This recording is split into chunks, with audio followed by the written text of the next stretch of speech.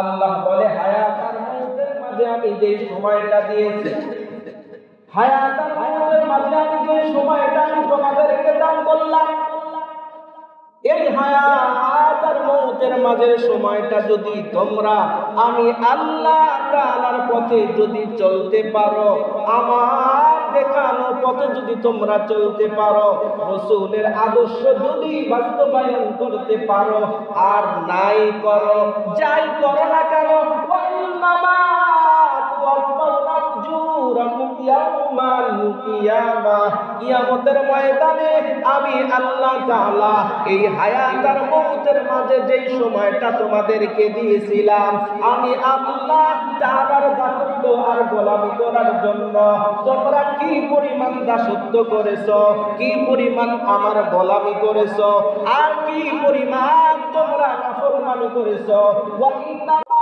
তুওয়াফাউনা উজুরাকুম ইয়াওমাল কিয়ামাহ, কিয়ামতের ময়দানে আমি তোমাদেরকে পুরাপুরি প্রতিদান তোমাদেরকে আমি দিয়ে দিব।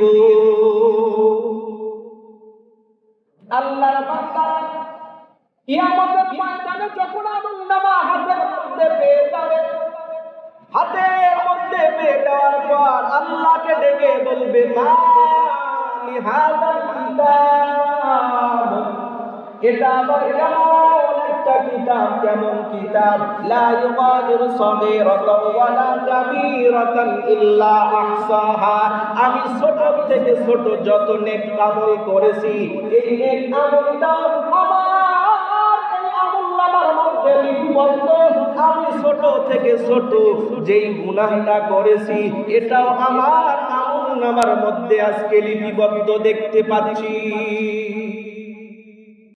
আল্লাহ তাআলা জানিয়ে দেন, হায়াত আর মউতের মাঝে আমি আল্লাহ যেই তোমাদেরকে সময় দান করেছি, এই সময়টুকু যদি তোমরা কাজে লাগাতে পারো, কাজে লাগাইয়া আমি রবকে যদি তোমরা রাজি আর খুশি করতে পারো, আমি রবকে রাজি খুশি করার মাধ্যমে তোমরা যদি জাহান্নামের আগুন থেকে নিজেকে বাঁচাতে পারো এবং জান্নাতে তোমরা যদি দাখিল হতে পারো, দুইটা কাজ, এক নাম্বার নিজেকে জাহান্নামের আগুন থেকে বাঁচানো, দ্বিতীয় নাম্বার হলো, দ্বিতীয় নাম্বার কি বলে, দ্বিতীয় নাম্বার জান্নাতের বাসিন্দা হওয়া।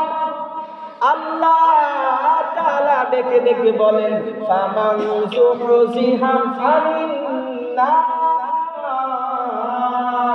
ওয়া উদখিলাল জান্নাহ ফাকাদ ফাজ।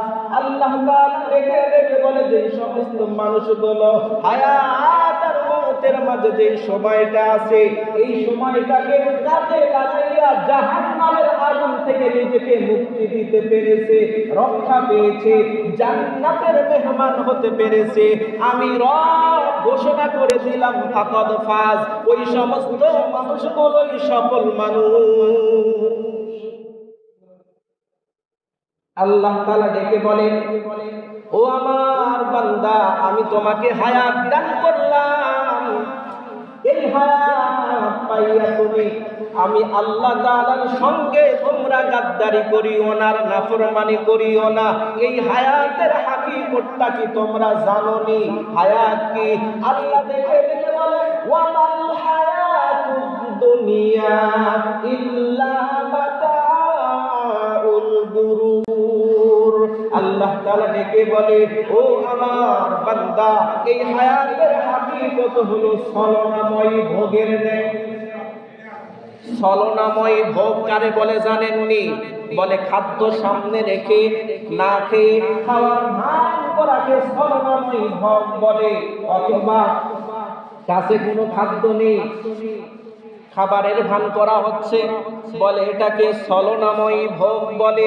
আল্লাহ ডেকে ডেকে বলে, ও দুনিয়ার মানুষের ছলনাময় ভোগ নামক হায়াত নিয়ে তোমরা বাড়াবাড়ি করিও না, মাতামাতি করিও না। একদিন আমি রবের কাছে কিন্তু তোমাদেরকে ফিরে আসতেই হবে। মিনহা খালাকনাকুম ওয়া ফিহা নুঈদুকুম, আমি রব বলে দিলাম তোমাদেরকে মাটি থেকে বানাইছি, আবার এই মাটির ভিতর তোমাদেরকে ফিরে আসতে হবে। ওয়া মিনহা নুখরিজুকুম তারাতান উখরা, এমন একটা সময় আসবে যখন ইসরাফিল আলাইহিস সালাতু ওয়াস সালাম সিংহার মধ্যে যখন ফু দিয়ে দিবে, বলে পৃথিবীর সূচনা লগ্ন থেকে আজ সূচনা লগ্ন থেকে কিয়ামত পর্যন্ত যত মানুষ অন্ধকার কবর জগতের বাসিন্দা হয়েছে সব মানুষগুলো সেদিন দাঁড়িয়ে যাবে।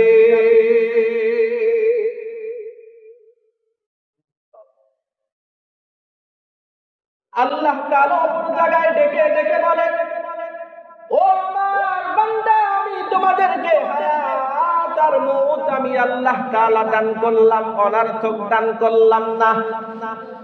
হায়াত আর মউতের মাঝে যে সময়টা দিলাম এটা তোমাদেরকে শুধুমাত্র ভোগ বিলাসিতার জীবন যাপন করার জন্য নয়, আমি আল্লাহ তাআলার একটি উদ্দেশ্য আছে। আল্লাহ বলেন সূরাতুল মুলকের মধ্যে, আল্লাযী খালাকাল মাউতা ওয়াল হায়াতা লিয়াবলুয়াকুম আইয়ুকুম আহসানু আমালা। আল্লাহ তাআলা ডেকে বলে, ও আমার বান্দা, আমি তোমাকে হায়াত দিলাম, আমি তোমাকে মউত দিলাম, অনর্থক দেয় নাই, অনর্থক দেয় নাই। বলে কি জন্য দিয়েছি? বলে তার কারণ হলো আল্লাহ তোমাদেরকে পরীক্ষা করতে চাই, তোমাদের মধ্য থেকে এই হায়াত নামক মহামূল্যবান সম্পদ পাইয়া আমি রবের হুকুম মানে আমার প্রেরিত রাসূল মুহাম্মদুর রাসূলুল্লাহ সাল্লাল্লাহু আলাইহি ওয়াসাল্লামের আদর্শটারে বাস্তবায়ন করে। আমি এটা দেখতে চাই, আমি এটা দেখতে চাই।